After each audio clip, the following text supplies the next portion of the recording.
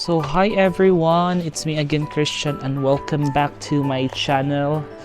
So pasila tingalam kung sa akong gibuhat karon no. For the moment gawa mo kailain gibuhaton sa balay. Magripat ko karon sa akong mga tanom kay kuan na siya kinahanglan na sila bag-o nga pots. So ayan, for example here, I know it's still early kasi winter pa pero okay lang man na kay happy taman kun mag spring no. So this is my alocasia red secret.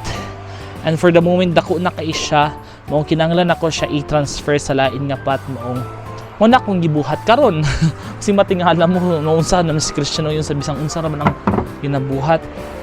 Since wa mo koy laing mabuhat, so hayan magripat ta karon sa mga tanom no.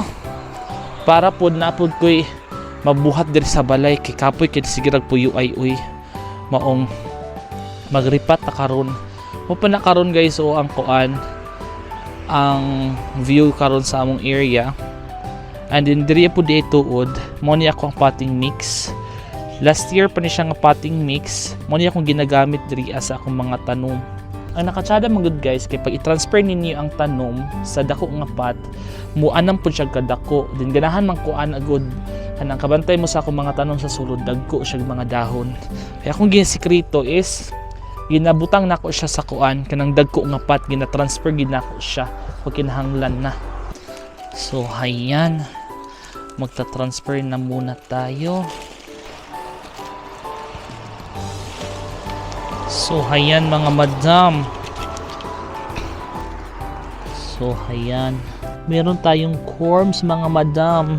Hayan ang lalaki na ng mga corms. We will have to be very careful kay ang mga ugat dapat dili siya makuan, dili siya ma-damage. Kay once ma-damage magud na siya, prone siya sa mga bacteria. Din po di ay naay bag-o nga kuan mga madam no, similia. So atong buhaton is separate niya siya. Ayan, separate nato.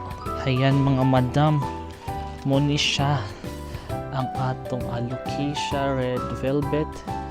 And then nakatsada po siya madam kay hanap po siya bag-o nga similia. Ayan, so mo na siya itong iripat no, healthy kay siya oh.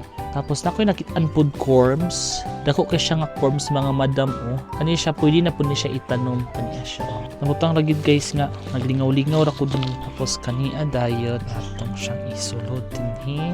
Oh, kadaghanan ra.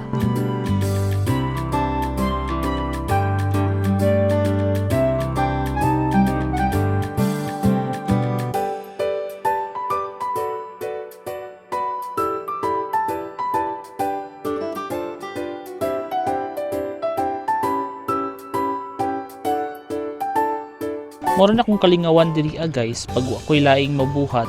Ang nakatsada po sa akong potting mix guys, grabe kay ang release sa water. So ayan, tadang humana na siya. So ato ni siyang ibutang sa sulod kay tugnaw mo gud ang sa gawas. Tugnaw pa karon diri nga ako siyang giripat.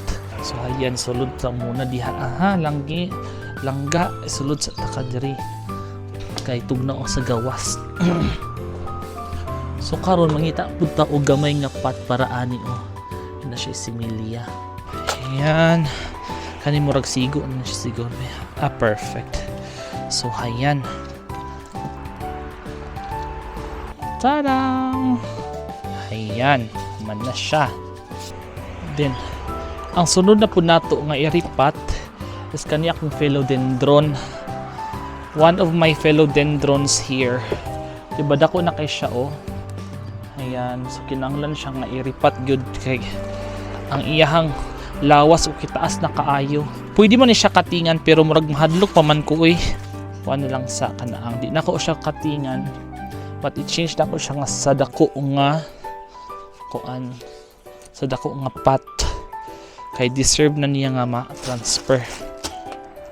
So ayan.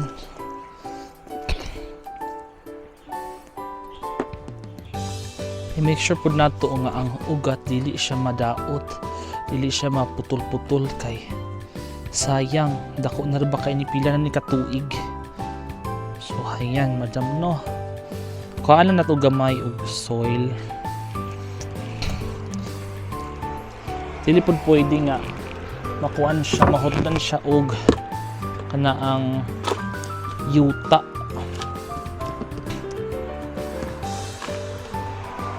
Ayan.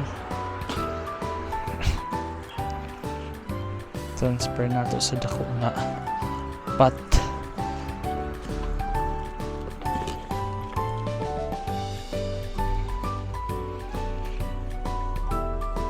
So ayan, para makuan po ng ugat, matabunan ang ugat.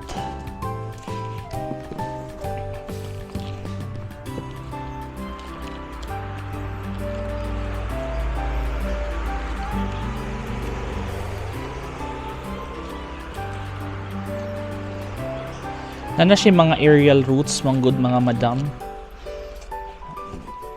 Maong kinanglan na siya nga ikuan, i-transfer. Pwede raman po siya katingan.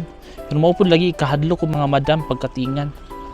Kaya alam nyo na dugay na kay ko nangandoy ani nga tanong manggod. Tapos one of my favorite plants food.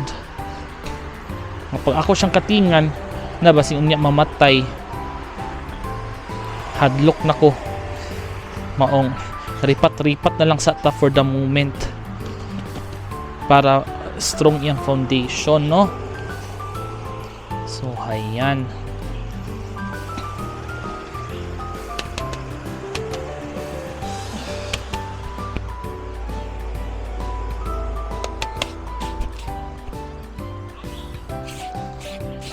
mga madam, tapos na.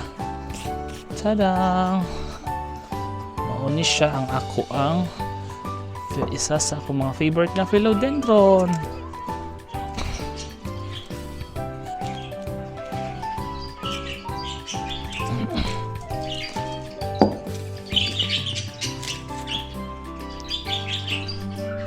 So, I think I am done mga madam. Salamat kasi yung pagtanaw, no? Murot ako i-share sa inyo karon. Nagripat ra ko sa akong tanom. Thank you so much guys. And until next time, goodbye. Hugok kaya akong kamot, no?